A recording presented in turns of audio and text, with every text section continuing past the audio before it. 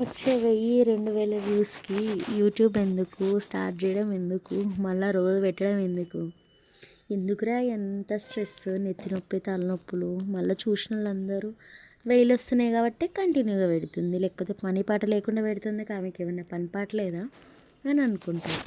నాలాగా మీలో ఎంతమంది అనుకుంటారు? కామెంట్ చేయండి.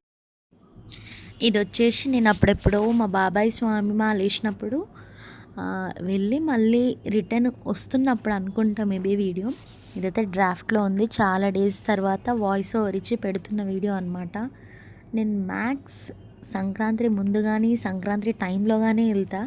నేను ఎప్పుడు వెళ్ళినా మంచిగా పొలాలు ఉంటాయి, అదేందో నా లక్. మళ్ళీ ఆ పొలాలు చూసుకుంటూ వెళ్ళడం ఇంకో పిచ్చి. మనకు బేసిక్గా పొలాలలో పని రాకపోయినా పొలాలలో ఫోటోలకు స్టిల్ ఇవ్వడం మాత్రం బాగా ఇష్టం. నాలాగా మీలో ఈ పిచ్చి ఎంతమందికి ఉందో కామెంట్ చేయండి. ఇంకో విషయం ఏంటంటే, ఈ మధ్యన టైమింగ్ ఏంటో నాకే అర్థమవుతలేదు. అసలు ఏం చేస్తున్నానో, ఏం పెడుతున్నానో, ఏం వాయిస్ ఓవర్ ఇస్తున్నానో కూడా అర్థమవుతలేదు.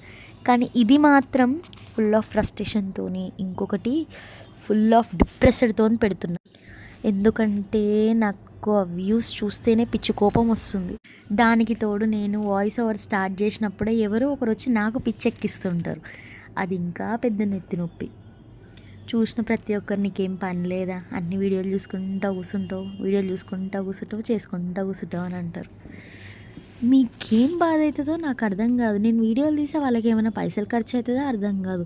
పోనీ వాళ్ళు ఏమన్నా వచ్చి నా వీడియోలలో కనిపిస్తారా అంటే అది లేదు. చూసే వాళ్ళకే అంత బాధ అయితే ఇవన్నీ తట్టుకొని చేసే నేను, మన గొడవలు ఎప్పుడూ ఉంటాయి. కానీ ప్లీజ్ సబ్స్క్రైబ్ చేసుకోండి, లైక్ చేసి షేర్ చేయండి. Thank you.